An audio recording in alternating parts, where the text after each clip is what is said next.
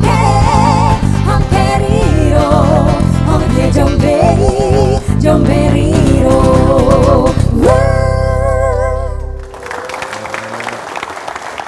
Si Melodious Band.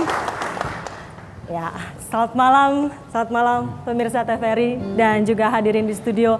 Senang sekali rasanya malam hari ini kembali kami dapat menyapa Anda di Sudut Istana, sebuah program yang kami hadirkan untuk menyajikan perbincangan bersama dengan narasumber para penyampai pesan dari Istana.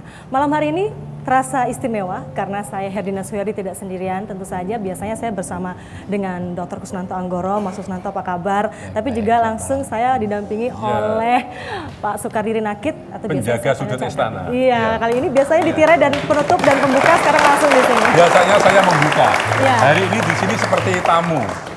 Dan saya selalu pakai ini. Ini habis acara ini selesai, ini dilelang lebih mahal. Tapi yang saya yang sangat berkesan ketika melihat Pas Pampres ini tadi. Datang saya pangling semua lah. Padahal ini sering saya lihat ketika pakai batik. Ketika sudah pakaian ini jauh lebih gagah. Jauh lebih gagah. Lebih gagah, lebih ganteng. Lebih gagah, lebih ganteng, dan ada yang lebih cantik juga. Iya pasti. Tuh, ada yang... Saya dengan Pas Pampres itu belajar satu. Satu. Yang saya itu kayak seniman dulunya kan, nggak begitu disiplin. Sekarang saya selalu kalau ada Pak Kadi ini siap, mau gitu saya siap. Nih siap itu menjadi biasa. Sampai saya lupa di rumah anak saya, Bapak cepet, ayo berangkat, siap. Loh dia lupa. Baik, itu sikap siaga dan juga waspada dari seorang Pas Pampres itu yang selalu terjaga. Memang tema kita malam hari ini, Cak Kar dan juga Mas Kusnanto, ini adalah Pas Pampres, pasukan pengamanan presiden.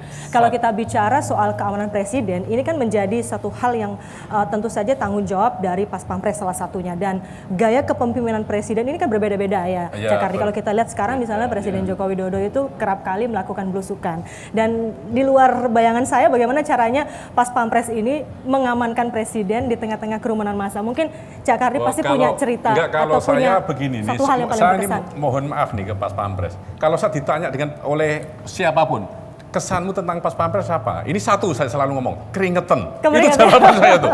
Bagaimana membendung, saya nggak bisa membayangkan, membendung masyarakat yang pengen salaman dengan presiden gitu. Dan ini teman-teman Pas Pampres itu begitu luar biasa itu.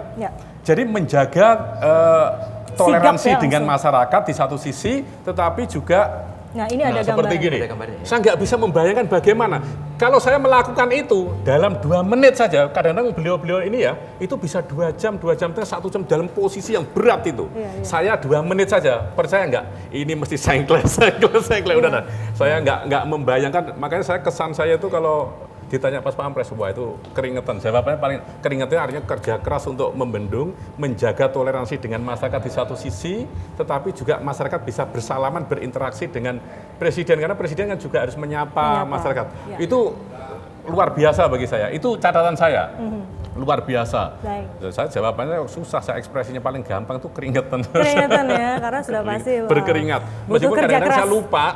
Jadi kalau ada kerumunan, ada panggung, itu sudah padat. Kadang-kadang saya lupa, mohon maaf nih, saya nyampein ke presiden, Bapak ini nggak mungkin salaman Bapak kayak gitu. Terus kalau ke panggung, menyampaikan dada ke masyarakat, salam itu bagus. Saya nggak pernah berpikir kadang-kadang itu, bahwa itu ketika beliau akhirnya memutuskan ke panggung, itu kerja keras bagi Pak Pampres untuk membuka jalan gitu. Kadang-kadang nggak kepikir. Untuk itu saya mohon maaf kadang-kadang.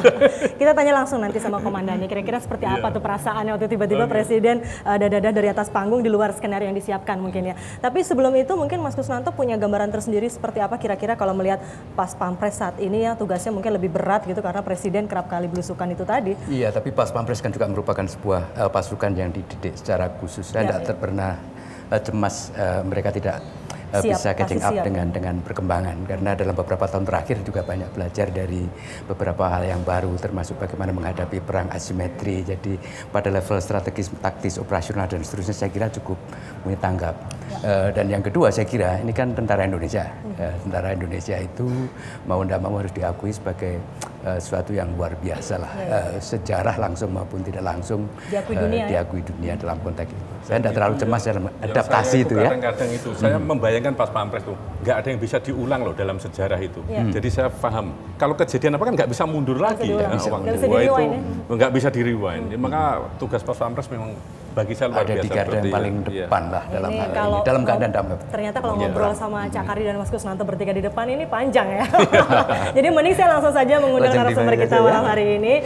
Kita sambut bersama Komandan Pasukan Pengamanan Presiden Maijen TNI Marinir Bambang Suswantono SHMH. Selamat malam. Selamat malam Pak Saya Komandan. belajar siap. Terima kasih sudah hadir. Silakan. Saya datang tidak sendiri. Ya. Saya didampingi oleh prajurit-prajurit terbaik Pas Pampres nih. Pas Pampres!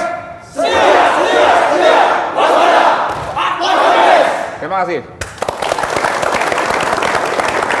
Itu tadi yel-yelnya ya? Ya, Itu tadi yel-yelnya. Jadi ada yel pendek, siap, ada yel siap, panjang. waspada. Setia waspada. Jadi memang kesiapsiagaan dan Ya. kewaspadaan itu yang Ya, selalu setia melekat waspada, pada ya. seorang Pas Pampres ya. Baik, terima kasih juga teman-teman Pas Pampres yang sudah semangat sekali malam hari ini. Baik, biasa. Pak Komandan, mungkin kita ngobrol sambil duduk aja. Ya, Silakan monggo, Pak. silakan. Terima kasih.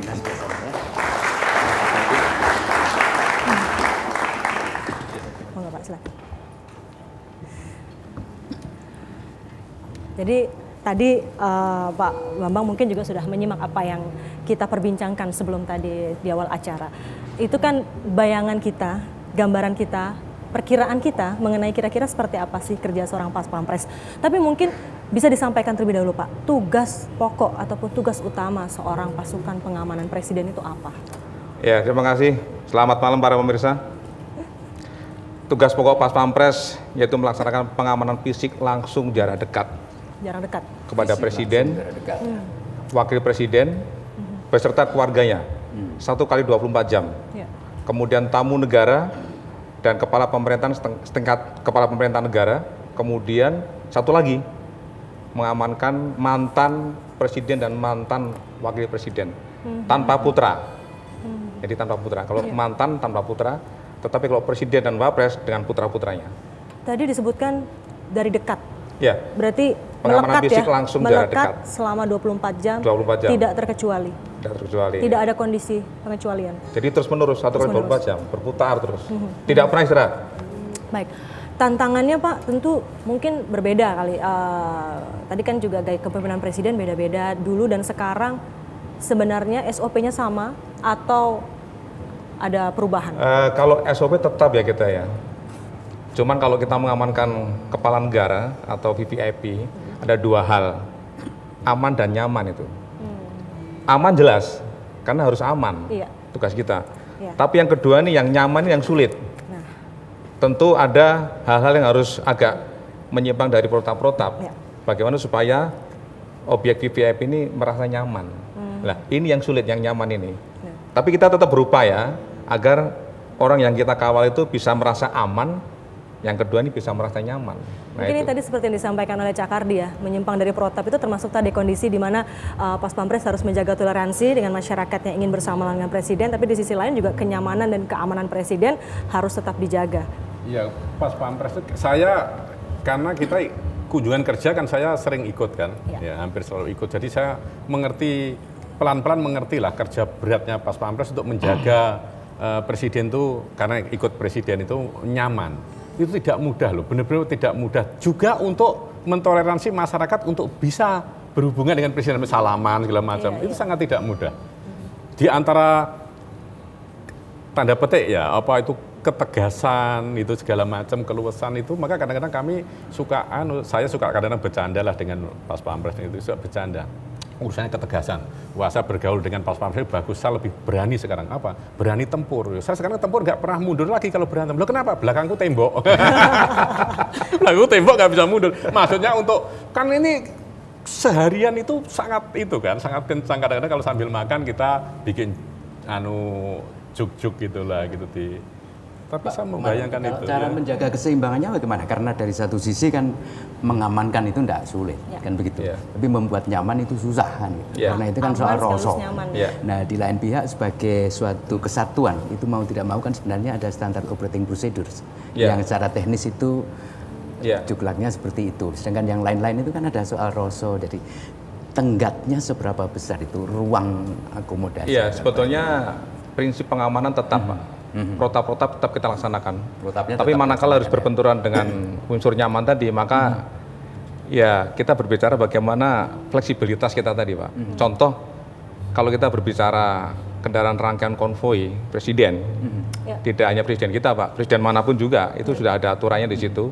Itu sekitar 15 kendaraan, ya, ada yang paling depan dan penutup 15 kendaraan. Nah, kalau beliau memerintahkan coba rangkaian konvoi seminimalis mungkin, berapa kendaraan Pak? 6 kendaraan. Saya jadi bingung Pak. 6 kendaraan saya hitung sesuai dengan fungsinya. Bagaimana ngaturnya? Ya sudah kita siasati. Bahkan pada saat 6 kendaraan ditetapkan begitu, saya masuk ke mobilnya anggota, padahal saya komandan Pas Pampres dan seharusnya mobil saya mobil komando, ada sendiri di situ.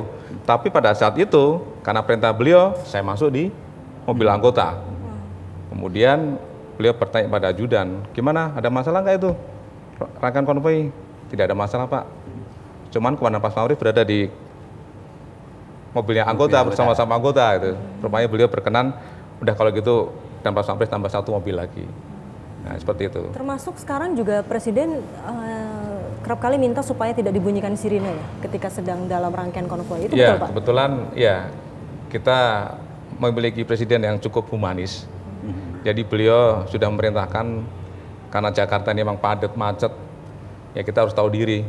Tidak menggunakan sirine, tidak menggunakan klakson. Para anggota yang menggunakan motor untuk kawal juga tidak boleh meliuk-liuk, tidak boleh kasar dan harus sopan. Harus sopan. Satu lagi, kalau di jalan tol, beliau tidak berkenan kalau ada yang menutup jalan. Tapi itu jadi repot nggak Pak buat yang mengawal? Iya, sebetulnya dalam protap VVIP harus clear. Iya. Rute harus clear. Nah, lalu bagaimana tuh Pak cara mengatasinya? Iya, kita buat sedemikian rupa supaya Bapak juga nyaman itu. Oke, baik. Iya. Ini menarik ya kalau untuk Pas Pampres itu ya. Kadang-kadang ini maaf ini kadang-kadang pada level menteri pun kadang nggak ngerti. Kan ini sudah protapnya rapi. Saya dulu juga nggak mengerti. Itu misalnya ini presiden belakangnya siapa, depannya siapa. Kadang-kadang karena menteri pengennya itu mobilnya di depan, ya kan? Padahal nggak boleh, kita sudah urut gitu. Lama dulu saya nggak mengerti, tapi saya ikutin nih dan saya lama-lama, oh saya paham. Level menteri, level misalnya kita staf khusus yang ikut pun, kadang-kadang itu dulu masih ada yang tersinggung.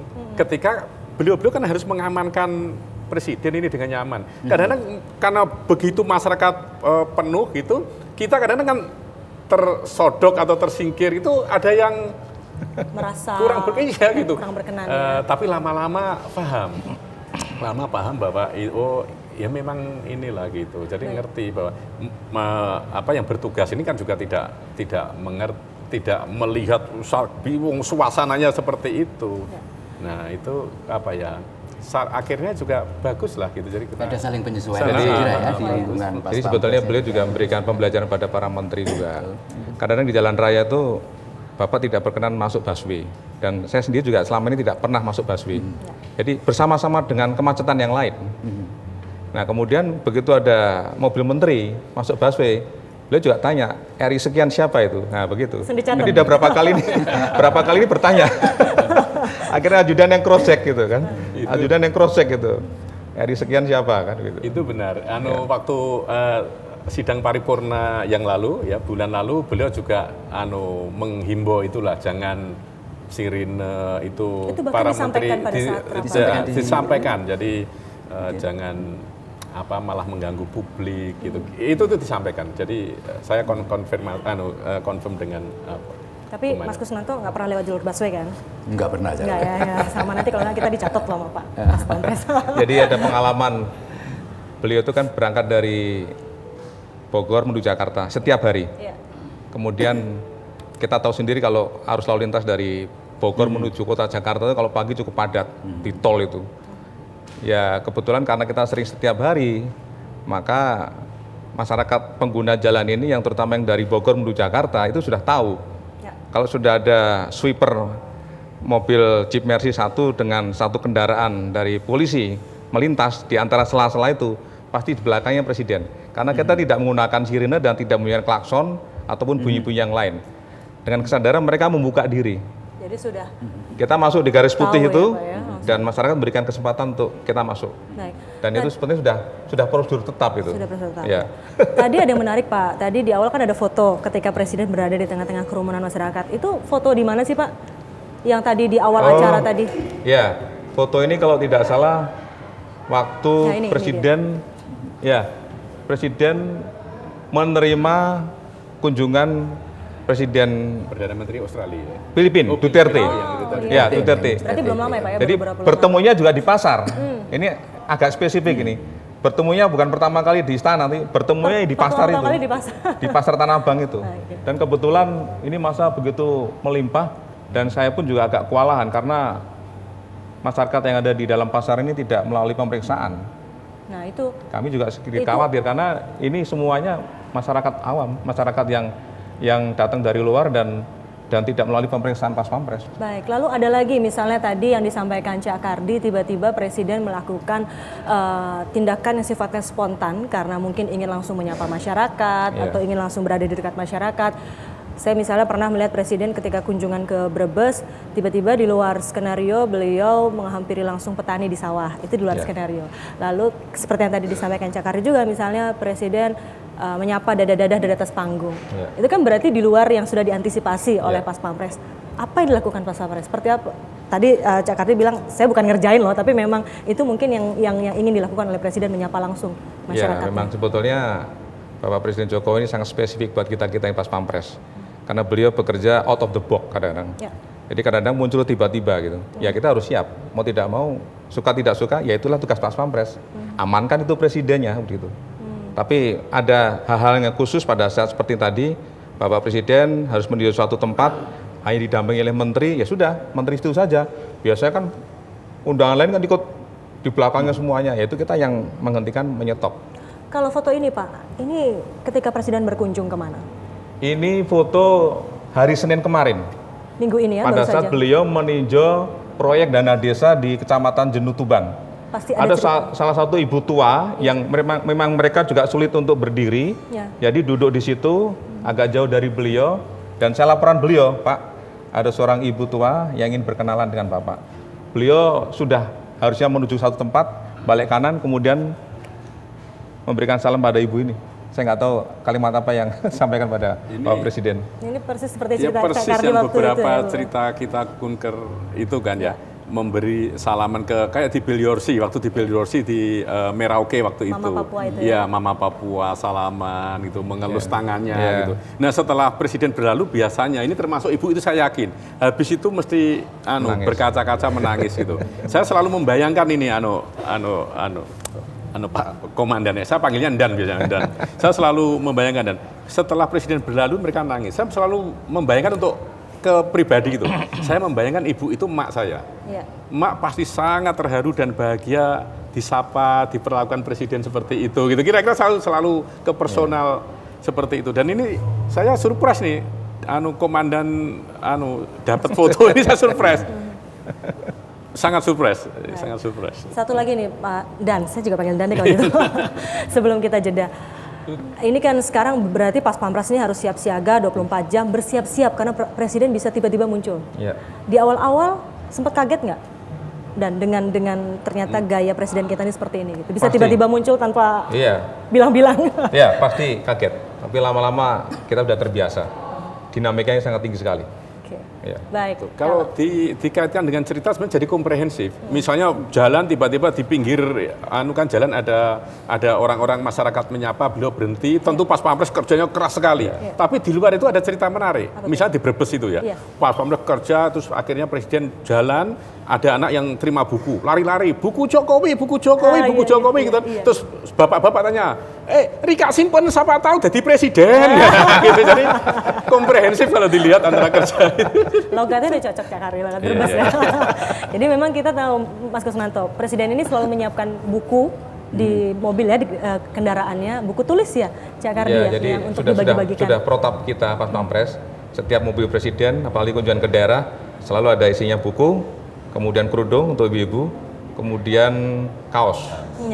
Dan itu buku tulis, saya pernah tanyakan langsung ke Presiden waktu itu, isinya apa sih Pak buku tulisnya? Rupanya di belakang buku tulisnya itu ada tulisan, jangan malas belajar. Itu pesannya. Baik, kita jeda dulu, nanti kami akan kembali setelah jeda berikut ini, tetaplah bersama kami di Sudut Istana. Ragaku dan jiwaku kan selalu jaga hidupmu, taklukkan semua penjuru, berkibarlah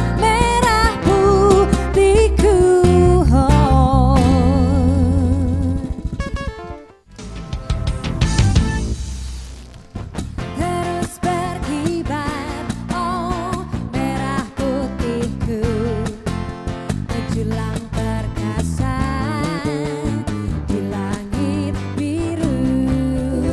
Oh yeah. Ya, terima kasih Anda kembali bersama kami di Sudut Istana. Malam hari ini kami masih membahas mengenai pasukan pengamanan Presiden. Masih bersama kami Komandan Pasukan Pengamanan Presiden Maijen TNI Marinir Bambang Suswantono. Pak Komandan dan juga Mas Suswanto dan Cak Kardi, tadi kita sudah cerita mengenai bagaimana upaya kerja keras yang dilakukan Pas Pampres untuk mengimbangi gerak langkah Presiden yang ternyata juga punya gaya sendiri-sendiri kan, termasuk Presiden Jokowi ini sekarang suka belusukan, langsung menyapa masyarakat. Dan satu yang menarik juga misalnya bahwa Presiden Jokowi itu adalah presiden pertama yang menginjakan kaki di Pulau Miangas ya Pak ya. Ada cerita apa Pak ketika mendampingi Presiden ke sana?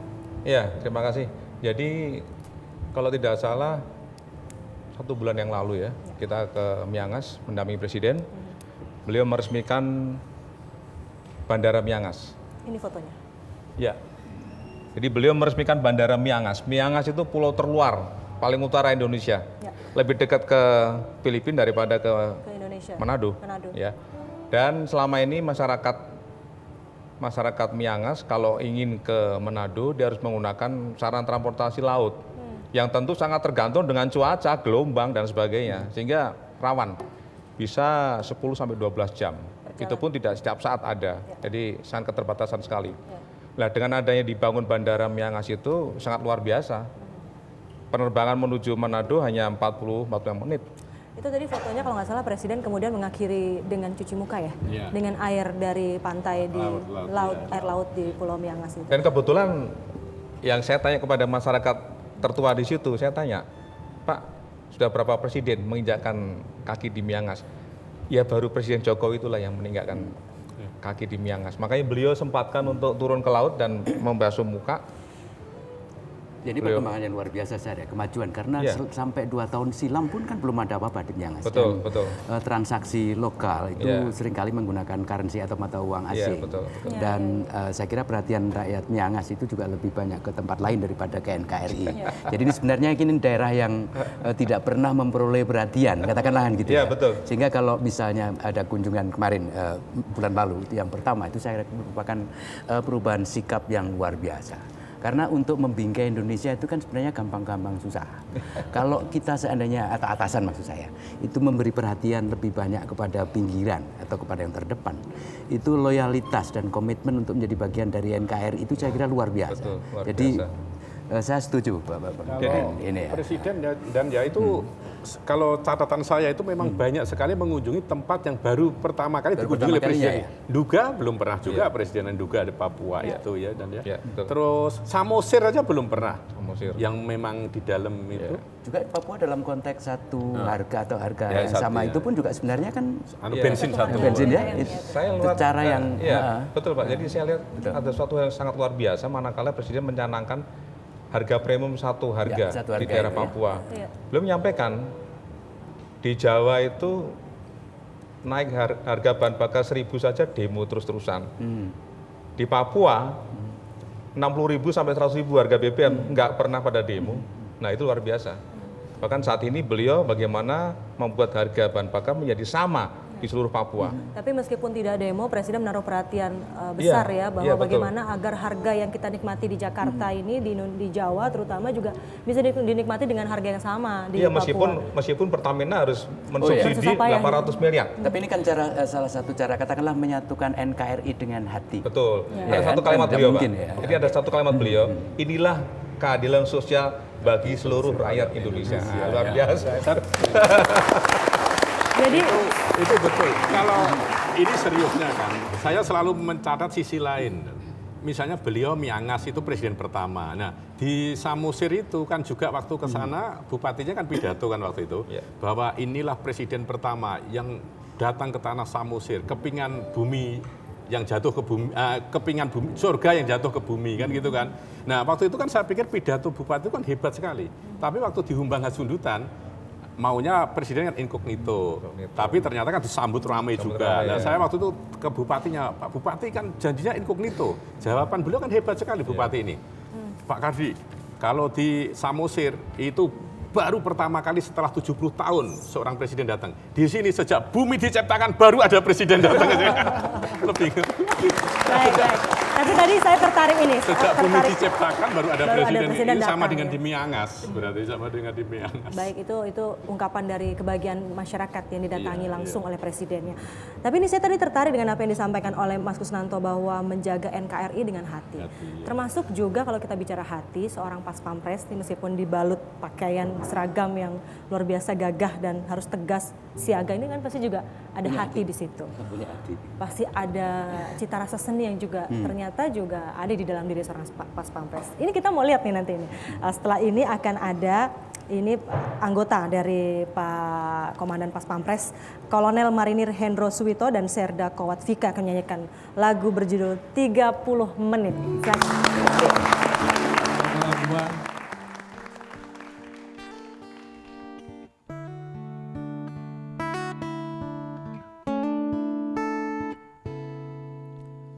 30 menit kita di sini tanpa suara, dan aku resah harus menunggu lama kata darimu. Mungkin butuh kursus merangkai kata untuk bicara, dan aku benci harus jujur padamu tentang semua ini. Jam dinding pun tertawa karena ku hanya diam dan membisu. Ingin ku maki diriku sendiri yang tak berkutik di depanmu. Ada yang lain di senyummu yang membuat lidahku gugup tak bergerak. Ada pelangi di bola matamu dan memaksa diri untuk bilang aku sayang padamu. Aku sayang padamu. Aku sayang padamu. Terima kasih. Terima kasih. Ya, terima kasih nih Pak Hendro dan juga Ibu Vika. Terima kasih sekali lagi. Jadi tadi Pak Kolonel Marinir Hendro Suwito ini ternyata adalah komandan Grup C yang tugasnya adalah mengamankan tamu negara yang datang ke Indonesia. Ya, Bogor itu. Di Bogor. Di Bogor ya. Di Bogor, ya. Baik, ini satu lagi yang kita menjadi lebih tahu sisi lain dari seorang pas pampres. Tapi juga di luar itu ternyata juga sekarang ini ada hal-hal yang kemudian disampaikan lebih jelas ke publik. Misalnya soal pergantian pasukan pas pampres. Kalau dulu kan mungkin publik tidak melihat prosesi pergantian pasukan pas pampres karena tidak dibuka ke publik. Kalau sekarang itu dibuka ke publik ya. Kita bisa saksikan di depan.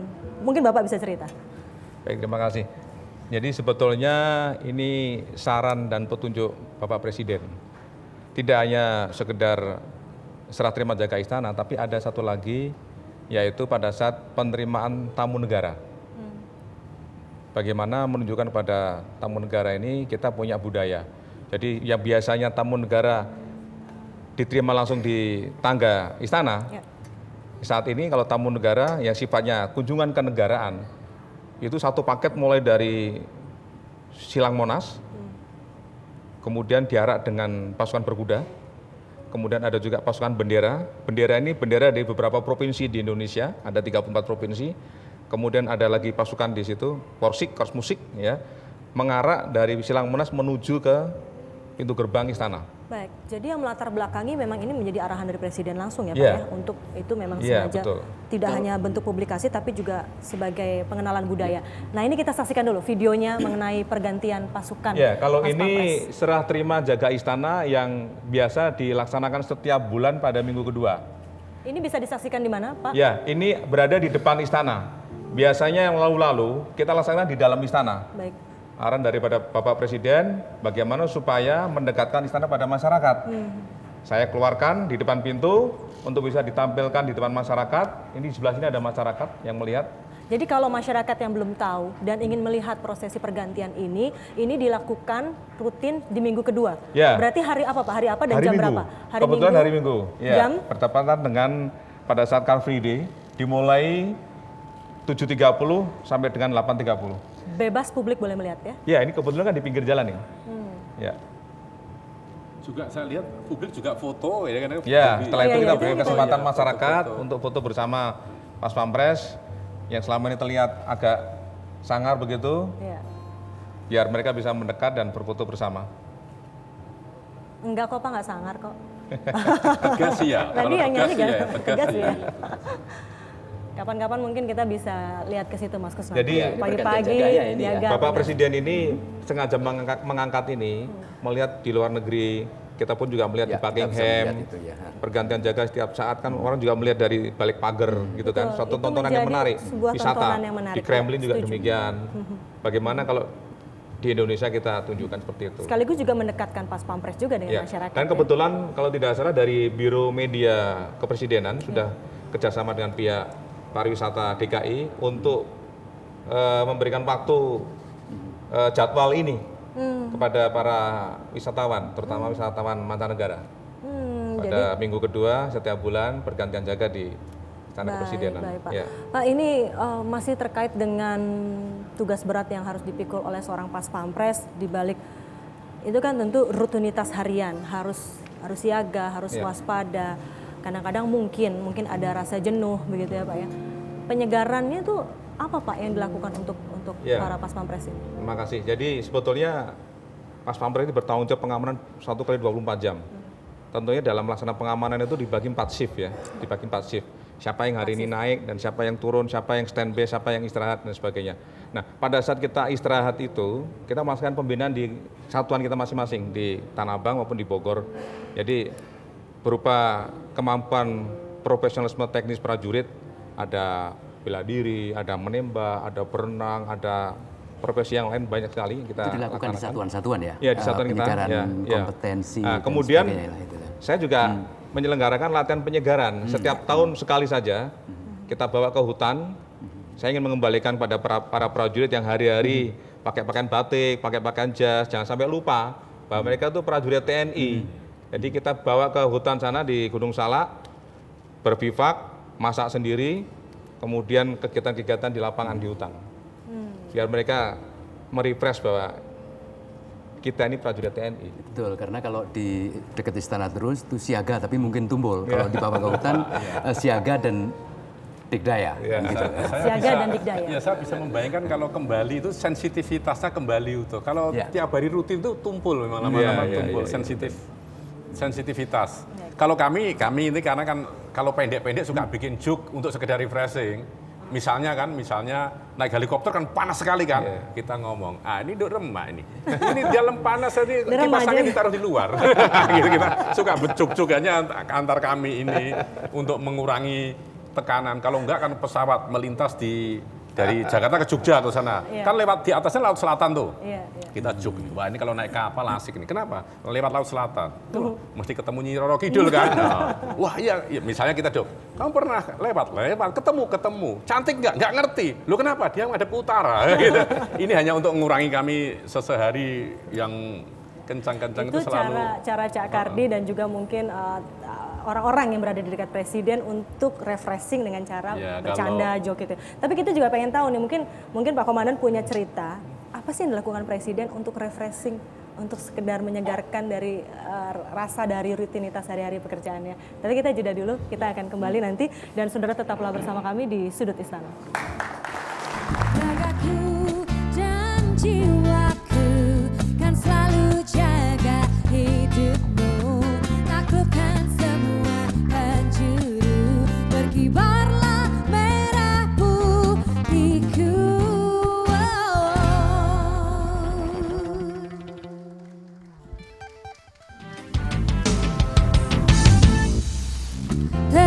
berkibar, oh merah putihku menjulang perkasa di langit biru.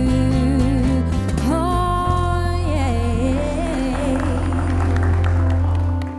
Terima kasih Anda kembali bersama kami di Sudut Istana. Kami masih membahas mengenai pasukan pengamanan Presiden, masih bersama dengan Komandan Pasukan Pengamanan Presiden.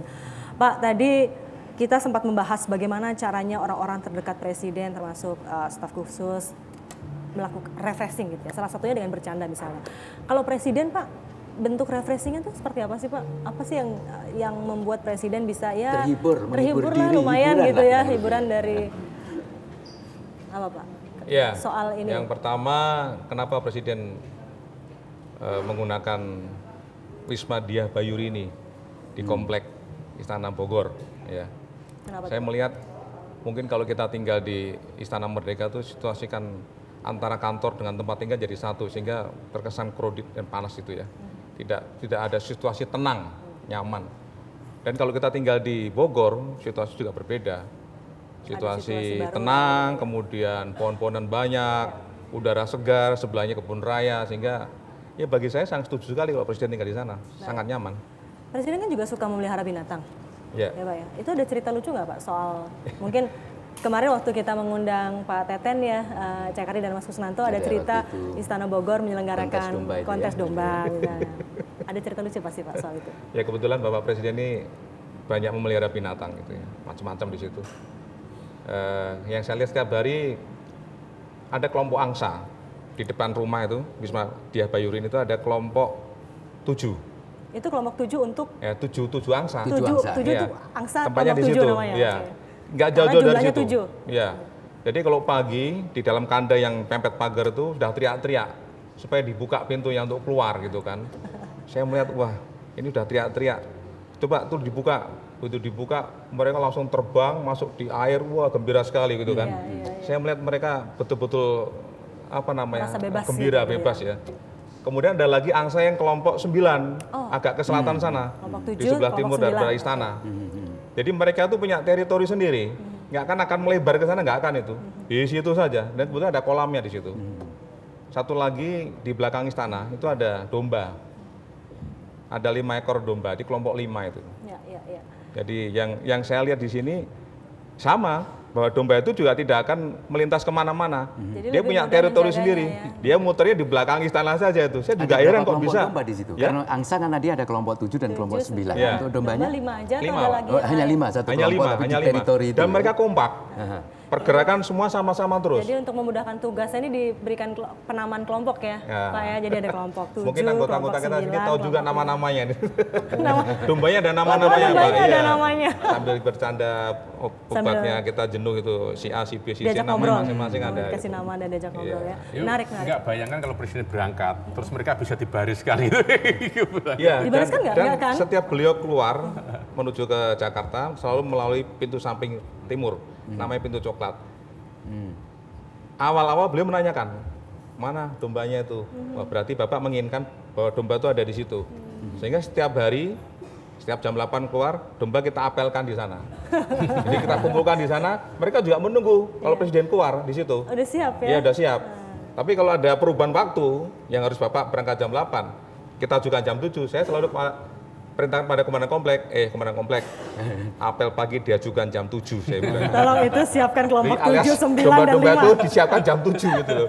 Jangan sampai nanti jam 7 Bapak keluar, dombanya tidak siap. Dan itu jumlahnya juga harus dipastikan tetap 5 ya Pak Iya, ya? tetap Jangan 5. sampai ini tinggal 4. Tetap 5 itu. Itu domba yang waktu ada kontes itu, kan itu domba Presiden paling kecil kecil, itu. paling kecil. Maka kan nggak boleh sama beliau sebenarnya dikeluarkan. Maka dikeluarkan untuk beauty contest, kasih pakaian gitu. Jadi paling kecil. Kebayang lucu ya. Ini memang salah satu juga yang menarik dari Presiden selain tadi ternyata memang membumi ya, memelihara, suka dengan memelihara, sederhana saja gitu. Refreshingnya cukup dengan melihat binatang kesayangan itu sudah menjadi suatu bentuk refreshing. Dan Presiden juga sederhana. Misalnya gini, Presiden tiba-tiba beberapa waktu yang lalu ke Manado beli sepatu. Itu juga diskonan. Katanya Cak Kardi mahalan sepatu saya. Iya. Malu Presiden saya. 250.000, Cak Kardi berapa? Saya kalau pakai sepatu depan Presiden malu. Nah, ini dia, ini masih dipakai nggak sih Pak sepatunya waktu itu dibeli di situ? Jangan-jangan cuma di situ aja, justru setelah itu yang nggak dipakai lagi. Sekarang ini dipakai terus ya yang beli di Manado ini.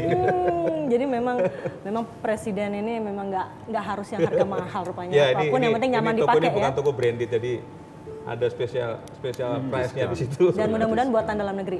Ya. Dalam negeri, Pak. Kalau saya jujur saya dengan Presiden Jokowi itu yang malu saya dua. Untuk saya pribadi ya. Iya. Jadi ketika lihat harga sepatu kan tahu harga sepatu Salbion saya malu. Lama-lama saya harus menurunkan harus ganti sepatu gitu loh mas saya. Iya. Juga jaket dan jaket kan jaket saya lebih mahal daripada yang dipakai beliau. Itu malu juga. Lama-lama juga mesti harus Ganti jaket. iya Lebih iya murah gitu. dong. Artinya enggak lah beliau mengajarkan sebenarnya sederhana saja lah nggak usah itu dan produksi dalam negeri kalau gitu. Baik.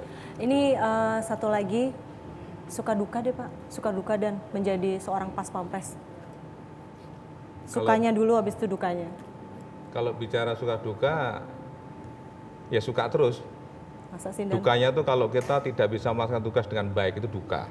Kalau prajurit di mana-mana suka saja. Tapi kan gini, melekat 24 jam bersama presiden. Terus pasti jarang kan ketemu keluarga.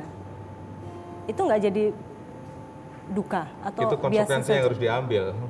Ya, karena tidak semua prajurit TNI mendapat kesempatan untuk menjadi pengawal presiden. Pernah berapa lama Pak paling lama nggak ketemu keluarga? Ya, Paling lama tidak ketemu keluarga pernah berapa lama? kalau selama pas pampres, Iya. ya paling 10 hari. 10 hari Ya, itu karena yang kan rekor terlama kunjungan ya? kerja kan paling lama segitu di luar negeri maupun dalam negeri. Baik, baik. Mas Kusnanto, Cak Kardi, mungkin ada yang mau diceritakan Saya lagi? sih masih ada banyak yang sebenarnya bisa kita. Kalau saya memori saya seandainya saya meninggal gitu ya, sorry, ditanya malaikat apa yang kamu ingat tentang pas pampres dua saya, keringetan dan sepatunya itu mesti jeblok. Sebabnya jeblok ya, karena, Jawabannya keringetan sepatu jeblok gitu. karena buka jalan gitu Iya, ya. Kadang-kadang sepatunya saya lumpur, merenung. berlumpur, sepatu berlumpur sampai gitu. Kebetulan kan saya juga dulu di pas pampres ya. Iya. Jadi saya melihat komandan pas pampres itu kok enak gitu ya. Jalan-jalan aja bawa tas, nggak usah pakai HT gitu. Sekarang saya harus pakai HT dan saya harus berlari-lari. Karena manakala di daerah, Pak Jokowi selalu berhenti di jalan. Begitu ada masyarakat, beliau berhenti dan memberikan sesuatu. Baik itu buku atau kaos atau kerudung. Iya. Mau tidak mau kita yang ada di belakang pasti akan keluar mobil dan berlari menuju ke kendaraan presiden pasti. Kalau harapan Pak, apa? Ya. Harapan nanti setelah tidak menjadi komandan pas pampres untuk pensiun gitu, apa yang kita atau Pak Komandan bisa pelajari dari Pak Presiden sekarang? Beliau ya seorang presiden yang humanis ya. Saya melihat di beberapa tempat pada saat beliau kunjungan daerah ya, selalu menyempatkan untuk bertemu dengan masyarakat. Contoh Membangun satu kedekatan saat, satu saat kita di Kabupaten Lebak, kita berhenti di sana, kemudian untuk menuju ke masyarakat itu kita harus berjalan berapa ratus meter dan harus nyebrang jembatan apa? Gantung. Jembatan gantung. Saya tawarkan kepada beliau, Pak, berkenan untuk melalui jembatan dengan Ibu. Oke, saya melintas sana.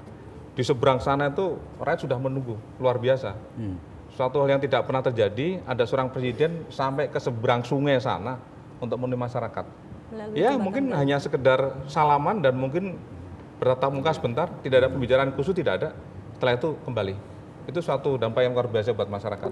Kalau kadang-kadang bisikan rakyat itu kan, kayak termasuk karnaval di Toba itu, kadang-kadang saya dengar itu, wah ini maafin ini presiden rakyat. Jadi dari bawah sendiri karena beliau begitu mungkin terus memberi julukan gitu loh, kayak presiden rakyat gitu loh kira-kira gitu. Mungkin Dari bawah bahasa itu Inggris, julukannya ya ya? dari bawah. Yang Beberapa menyampaikan itu kali juga saya dari dengar presiden masyarakat rakyat ya, langsung karena beliau menyampaikan langsung itu. menyapa ke bawah. Pak, ini ancaman yang dihadapi kan sekarang mungkin juga beragam ya, macam-macam ya. Yang terberat, boleh nggak Pak diceritakan di sini? Yang terberat ancaman yang pernah dihadapi oleh Pas Pampres ketika mengamankan presiden, pernah nggak Pak? Tiba-tiba ada apa gitu di tengah-tengah presiden bersama Ya masyarakat? mungkin yang konflik tanggal 4 itu ya. 4 November kemarin. November. Ya bagaimanapun juga yang namanya pengamanan presiden tidak ada tawar-menawar. Ya. Artinya pada saat kondisi seperti itu kita harus amankan presiden. Ya, Baik. terserah dari kelompok-kelompok tertentu menyampaikan presiden Aspirasi. tidak berani menemui dan sebagainya, itu soal mereka, silakan saja. Tapi ada tugas tersendiri yang Iya. memang menjadi tanggung Iya, jawab. betul, Sekali lagi betul. ini hanya masalah tanggung jawab yang Tanggung jawab, betul. menjadi poin utama dari Iya. seorang Pas Pampres.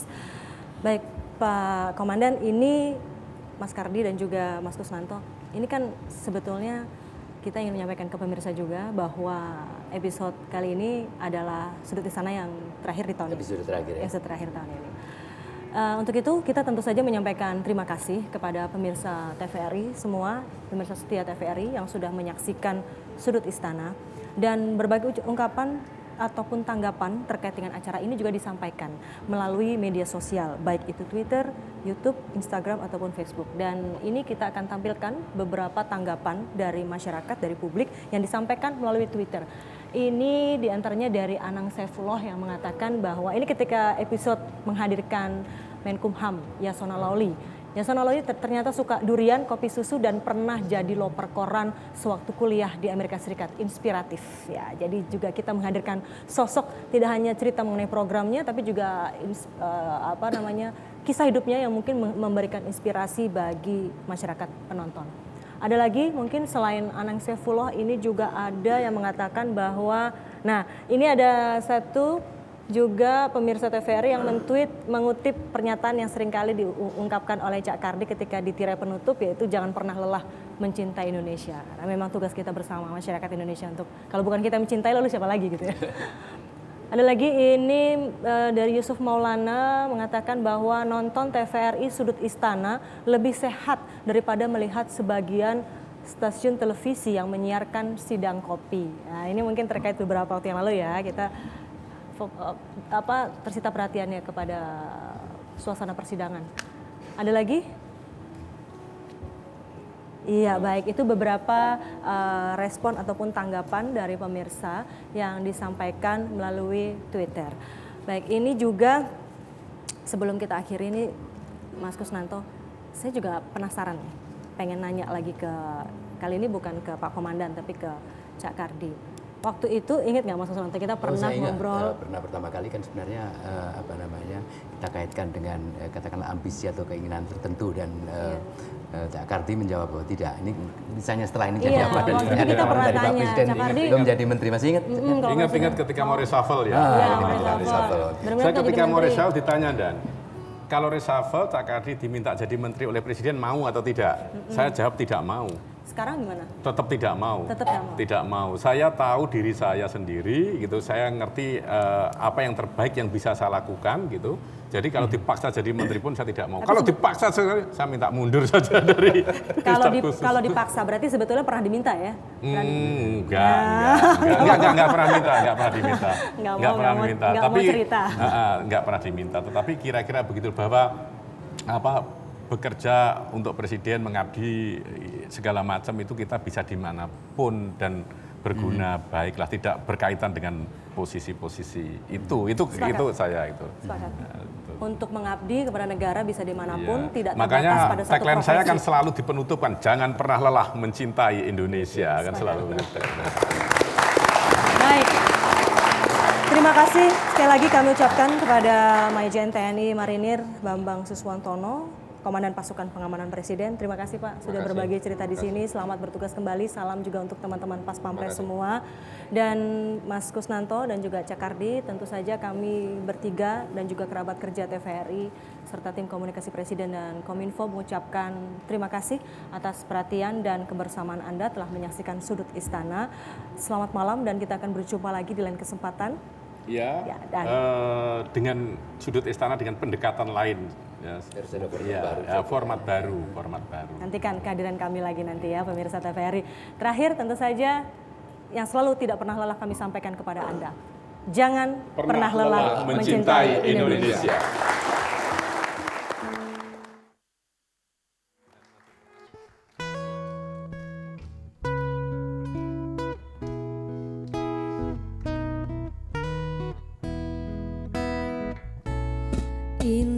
Indonesia tanah air beta pusaka abadi nan jaya. Indonesia sejak dulu kala tetap dipuja-puja bangsa. Di sana